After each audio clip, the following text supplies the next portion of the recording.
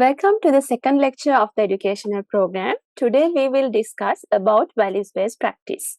These are the objectives of the lecture. So at the end of the lecture, you should be able to define values and values-based practice, describe the importance of values-based practice, and list the 10-part process of values-based practice. Then we will move on to a little group activity. This is to identify what are the values. So mention 3 words or very short phrases that mean values to you, and then mention 3 important values that you wish to be present in a good doctor, and then compare it with your group members. So what are values? So values are principles, needs, wishes, preferences, hopes, ambitions, concerns, and virtues. So these are the words that you can use to refer values. So values are individually diverse. You might understand that from your group work. So this is the definition of values. According to Oxford Dictionary, values are principles or standards of behavior of one's judgment about what is important in life. And according to the Cambridge Dictionary, the principles that help you to decide what is right and wrong and how to act in various situations. So in summary, values cover anything that is valid, and values are about what matters or what is important to you. And then we will try to find out the importance of values. So this is again another group work. So the question is, assume that you have developed common cold. What will you do? So there are 3 options. You wait for natural recovery, take medication, use homemade remedy. So give your answer first, and then the next question is, what made you come to that option? So what you have to do is try to answer this question on your own and compare your answer with your friends. Hope you have enjoyed your group work. So this might cover some of the answers you have come across when doing the group work. The values of students who selected answer A, that is, you wait for natural recovery, will be like this. I think common cold is not a big disease. I think my immunity system is strong. Common cold usually resolves within few days. Every medicine has its own side effects, so better to avoid medicine as far as possible. And the answer of a student who select answer B, that is take medication, will be like, I can't concentrate on my studies when I'm sick. If I take medicine, symptoms will get better soon. I have my exam soon, so I need a speedy recovery. And then the students who selected answer C, that is use homemade remedy, will be, my parents used to give herbal medicine when I developed common cold.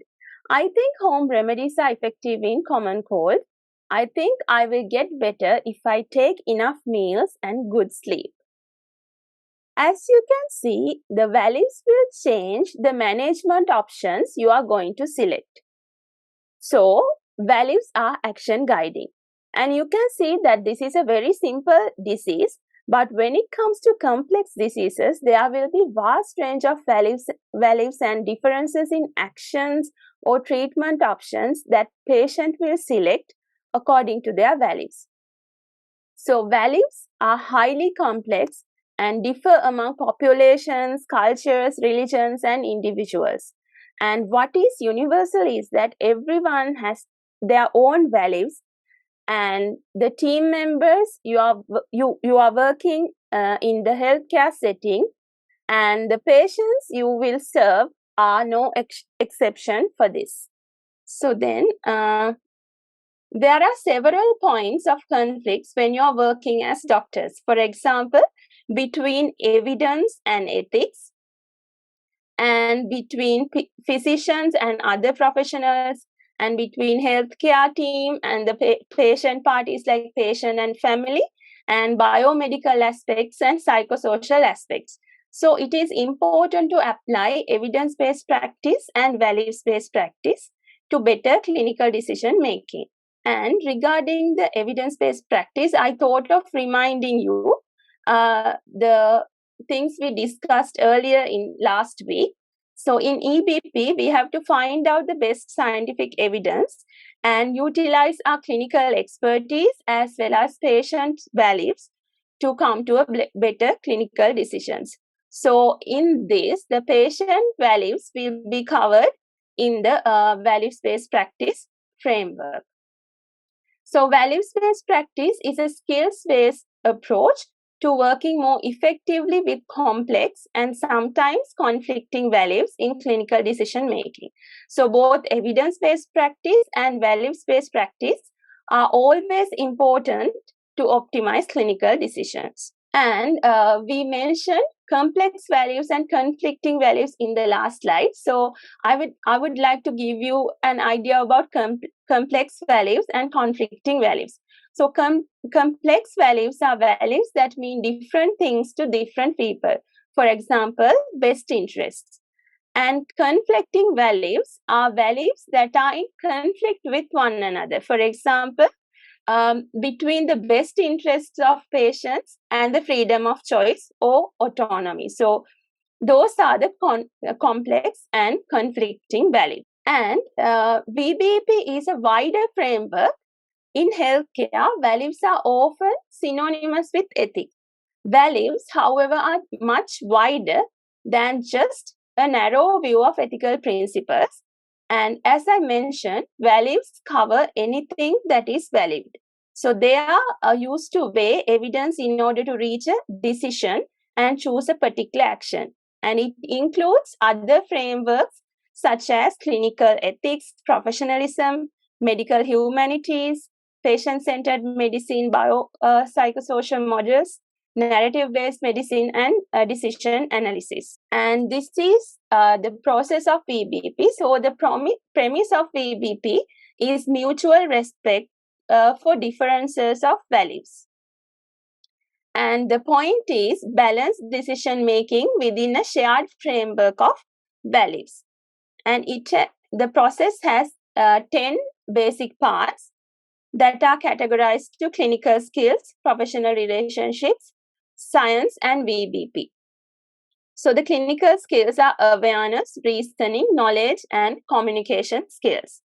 And for professional relationships, you have a person-centered practice and multidisciplinary teamwork.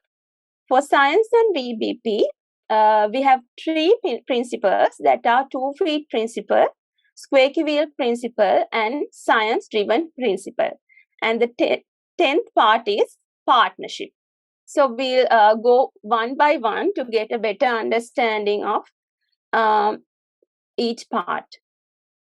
So the clinical skills are awareness, that is awareness of diversity of individual values of self and others. And reasoning is case-based reasoning with reflection on values of self and others. And knowledge from research and clinical experience and to search for information about values. And the communication skills, which is the most important part in values-based practice. So the communication skills is basically to elicit values, which is denoted by I star. So the negative values are I's, called I's, that is ideas, concerns, and expectations. And the positive values are strengths, aspirations, and resources. So basically, this part will be covered in the other lecture of week 2. So the relationship in VBP, so the person value-centered practice and multidisciplinary teamwork. So the person value-centered practice is not only about the patient, but the other people involved in the clinical decision making and clinical settings like clinicians, managers, family, and carers. And This is important in tackling the two particular problems of person-centered care and the problems of mutual understanding and problems of conflicting values. And regarding the multidisciplinary teamwork, in a multidisciplinary team, each professional has its own skill sets and roles for information gathering and decision making. So this is important both in identifying values in the play and in a given situation and in coming to balanced decisions about what to do. And the next thing is science and VBP. So it has three basic principles. One is 2 feet principles. So all decisions are based on the 2 feet of values and evidence. So clinically, this is translated into the reminder, think facts and think values. And squeaky wheel principle is that we tend to notice values only when they cause trouble, like the squeaky wheels. Clinically, this can be translated to the reminder, think values, think facts. And the science-driven principle is that advances in medical science and technology in opening up new choices drive the need equally for values-based practice and for evidence-based practice. So clinically, this can be translated into the reminder, think both facts and values. And then the last part is partnership. This depends on both consensus and dissensus. So consensus involves the differences of values being resolved, as we will be able to develop the shared framework of values. That is, we are able to develop a common framework of values that most of the healthcare team will agree with. And the dissensus involves differences of values remains in the play to be balanced, sometimes on one way and sometimes in other ways according to a particular circumstances present by different situation.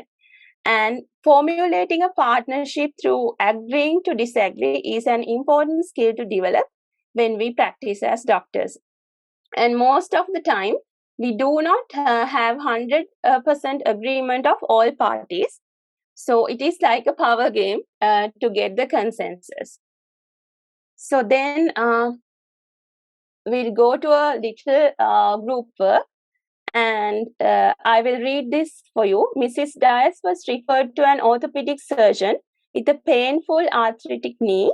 The best option with this condition, the surgeon explained, is knee replacement. There were risks of course, as with any operation, but with prosthetic knee joint, she would very likely to end up pain-free. Mrs. Dias thanked the surgeon, saying, "I'm so pleased, doctor. I'll be able to garden again."